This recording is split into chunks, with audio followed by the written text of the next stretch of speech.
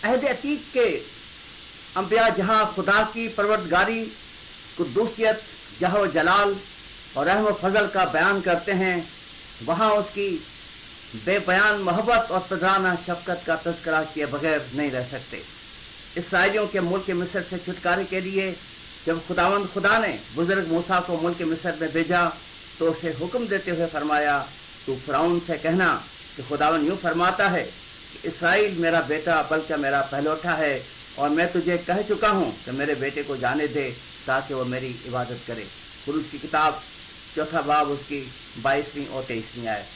सदियों बाद ज़बूर नवीस दाऊद ने ज़बूर 103 उसकी 13वीं आयत में लिखा तो वो बाप की तरह अपने बेटों पर तरस खाता है। मसीह यसू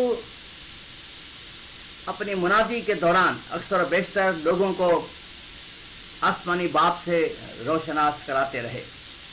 न सिर्फ इनफरादी तौर पर सामरी औरत को बल्कि इज्तिमाई तौर पर पहाड़ी वास के दौरान शागिर्दों और बड़ी भीड़ को, लेकिन इसके बाद यहूदी पेशवाओं के रूबरू भी उन्होंने यही हकीकी सच्चाई पेश की।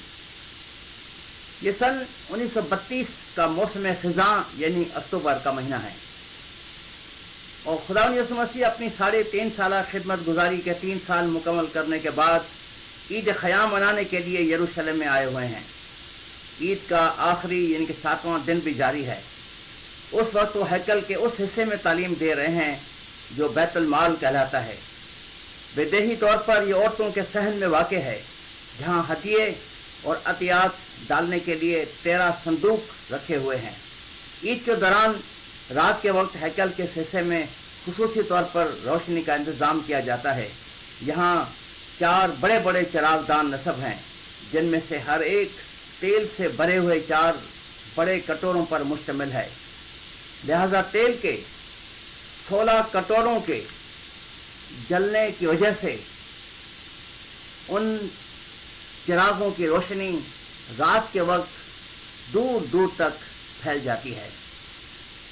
इस रोशन पस मंज़र के हवाले से मसीह खुदावन ने अपनी बाबत एक वाज़ह बयान देता हुए कहा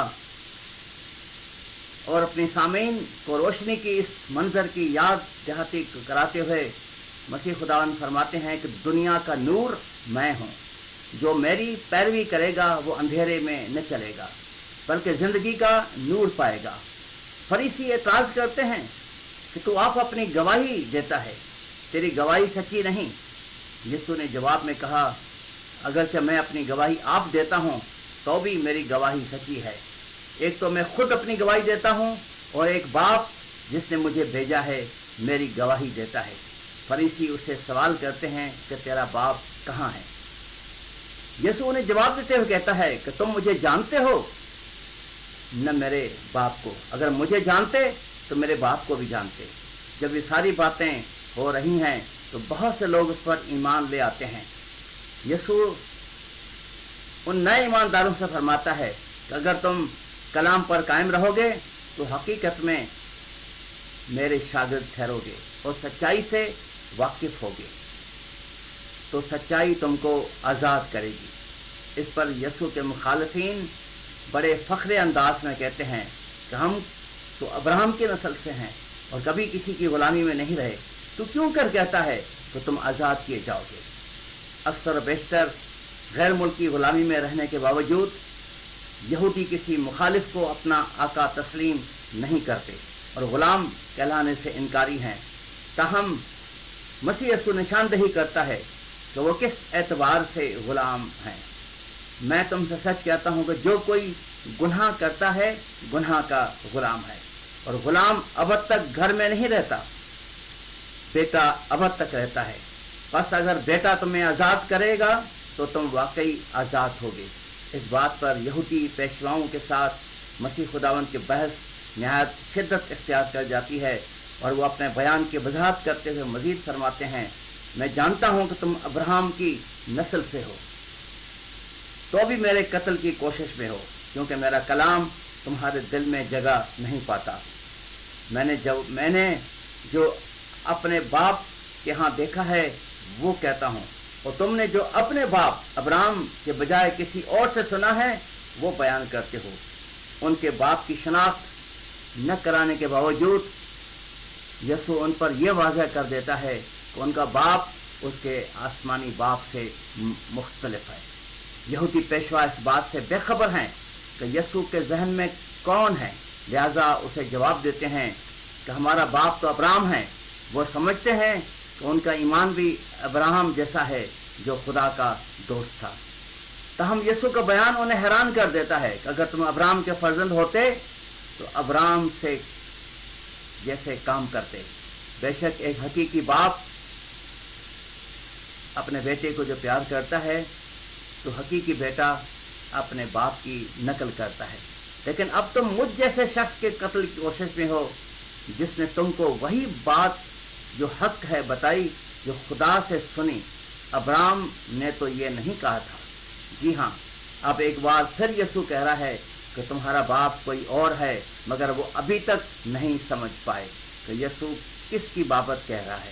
لہذا وہ ابراہم کی جائز اولاد ہونے کے ضم میں یہ کہتے ہوئے اپنی موقف پر قائم رہتے ہیں کہ ہم حرام سے پیدا نہیں ہوئے، اور پھر وہ ابراہم کی طرح خدا کے سچے پرستار ہونے کا جھوٹا دعویٰ کرتے ہیں کہ ہمارا ایک باپ ہے یعنی خدا۔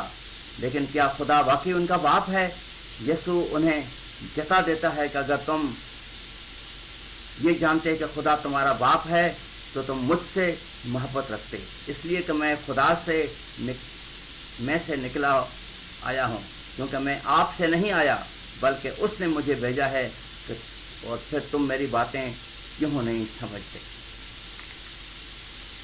نئے عہد نامے میں باپ کے لیے استعمال ہونے والا ارامی زبان کا عام فہم لفظ ابا استعمال ہوتا ہے۔ ارامی زبان کا یہ لفظ ابا ایک حالت تخصیصی ہے۔ یسوع مسیح کی آمد سے قبل ہی یہودیوں نے اسے استعمال کرنا شروع کر دیا تھا، اور اردو پنجابی بولنے والے گھرانوں میں یہ لفظ آج بھی اسی لب و لہجے اور مفہوم اور معنی کے ساتھ استعمال ہوتا ہے۔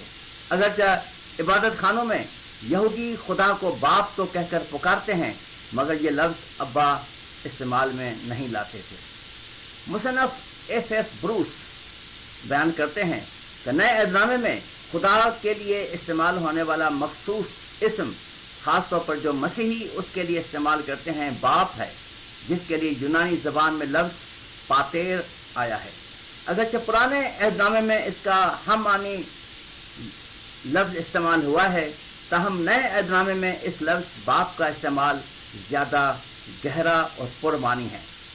یہ لفظ ابا جو مسیحی خدا کے لیے استعمال کرتے ہیں، وہ شخصی یہودی عبادت کے لفظ میرے باپ یا عبادت خانوں کی اجتماعی عبادت کے لفظ ہمارے باپ کی طرح نہیں، بلکہ یہ وہ نام یا لقب ہے جس سے بچے اپنے باپ کو پکارتے یا خاندان کے لوگ اس کے بارے میں گہری محبت کا اظہار کرتے ہوئے بولتے ہیں۔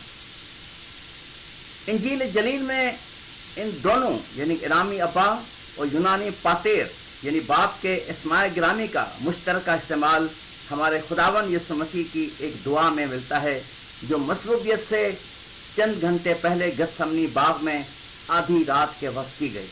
مقدس مرکز اپنے انجیلی بیان میں لکھتا ہے تو تھوڑا آگے بڑھا اور زمین پر گر کر دعا کرنے لگا کہ اگر ہو سکے تو یہ گھڑی مجھ سے ٹل جائے، اور کہا ابا اے باپ، تجھ سے سب کچھ ہو سکتا ہے، اس پیالہ کو میرے پاس سے ہٹا لے، تو بھی جو میں چاہتا ہوں وہ نہیں بلکہ جو تو چاہتا ہے وہی ہو۔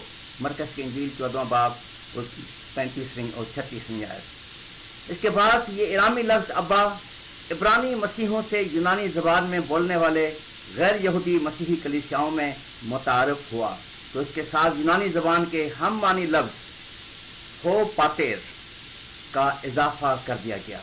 مقدس مرکز کے انجیلی بیان کے یونانی متن میں یہی ترتیب استعمال کی گئی ہے۔ برسوں بعد پولس رسول نے 2 خطوط بھی اس مذکورہ ارامی لفظ ابا کے ساتھ وضاحت کے طور پر بیان کیے گئے ہیں، اور یونانی لفظ پاتیر یعنی کہ اے باپ بھی استعمال ہوا ہے۔ रोमियो 8वां बाब उसकी 15वीं आयत, गलतियों 4था बाब उसकी 6ठी और 7वीं आयत। तो वो लफ्ज़ अब्बा उन अल्फाज में शामिल है जो दूध पीते बच्चे शुरू में बोलना सीखते हैं। उसकी एक मिसाल आप यसाया 8वां बाब उसकी 4थी आयत में बखूबी देख सकते हैं। जी हाँ, ये लफ्ज़ अब्बा नन्हे मुन्ने शेर खारों के होंठों की तश्कील करदा लफ्ज़ बनते हैं और किसी किस्म की हीलो हुज्जत के बग़ैर मुकम्मल एतमाद को ज़ाहिर करते हैं। सन 33 के मौसम बहार यानी अप्रैल के दौरान निसान यानी यरूशलेम में शाहाना दाखिले के अगले दिन पीर को यीशु मसीह ने हैकल को दूसरी मर्तबा साफ़ किया और सराफों के तख्ते और कबूतर फरोशों की चौकियाँ उलट दी। इस काम को देखकर वहाँ पर मौजूद लड़कों ने होशाना के नारे लगाने शुरू कर दिए और कलाम इलाही में लिखा है कि जब सरदार काहनों और फ़कीहों ने लड़कों को हैकल में उनको दाऊद की तरह होशाना पुकारते हुए देखा तो खफा होकर उनसे कहने लगे, तू सुनता है कि ये क्या कहते हैं? यीशु ने उनसे कहा, हाँ, क्या तुम ज़बूर 8 दूसरी आयत में ये नहीं पढ़ते कि बच्चों और शेरखारों के मुंह से ऐ खुदा तूने हम्द को कामिल कराया। इसराइलियों में जो ही बच्चे बोलने के काबिल होते हैं तो उसकी माँ उसे सबसे पहले खुदा के नाम से रोशनास कराती है और जब वो उसे वाकिफ़ हो जाता है तो उसे इलाही शरीयत की एक आयत सिखाती है। जब वो उसे याद कर लेता है तो उसे एक और आयत याद कराती है और रोज़ बरोज़ उसके घरेलू तालीम और तरबियत के दौरान कद्द कामत बढ़ने के साथ साथ कलाम इलाही के हुसूल में भी तरक्की वो बच्चा करता जाता है। और इसके बाद वो शीर खारगी की उम्र से बचपन की हदूद में कदम रखता है तो कलाम इलाही का तहरीरी मसवदा उसके हाथों में थमा दिया जाता है, जिसमें से अक्सर आयात को वो पहले ही ज़बानी तौर पर दोहरा सकता है। बाइबल मुक़द्दस के नामवर मुसफ़र जनाब विलियम बार्कले ने इस सिलसिले में बयान किया है कि यहूदी हमेशा इस बात का ख्याल रखते थे कि उनके बच्चे अच्छी तरह इलाही तालीम हासिल करें। वो हमेशा इस बात पर फ़ख्र करते थे कि हमारे बच्चे खुदा को अपना बाप जानते हैं, चाहे वो कैसे भी हों, वो उसको दुनिया का खालिक मानते हैं। मसीह कलीसिया में लफ्ज़ अब्बा के इस्तेमाल की बाबत एक अजीम इस्लाहकार यानी रिफॉर्मर के ख़यालात ये हैं कि ये लफ्ज़ तो छोटा सा है मगर तमाम लफ्ज़ों का अहाता करता है। ज़बान नहीं बल्कि दिल की मोहब्बत इन अल्फाज और अंदाज से बोलती है कि अगरचे मेरे चारों तरफ परेशानी और दहशत हो और मैं तेरे हुजूर बिल्कुल खारिज हो जाऊं और तू ए खुदा मुझसे दस्तबरदार हो जाए, फिर भी मैं तेरा हूं और तू मसीह की खातिर मेरा बाप है।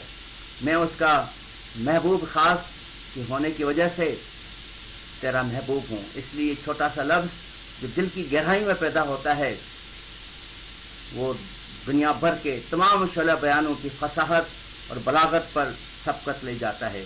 ये बात अल्फाज में नहीं बल्कि गवाहों से बयान की जा सकती है और ये अल्फाज पुरज़ोर कलाम ही नहीं बल्कि ज़बान उनका इजहार करती है जो आम तौर पर ज़बान इसका इजहार नहीं कर सकती। हम दुआ करते हैं कि हम इसी तरह से कातिल मतलब खुदा को अपना आसमानी बाप तस्लीम करते रहें। खुदावंद हम सबको बरकत बख्शे। आमीन।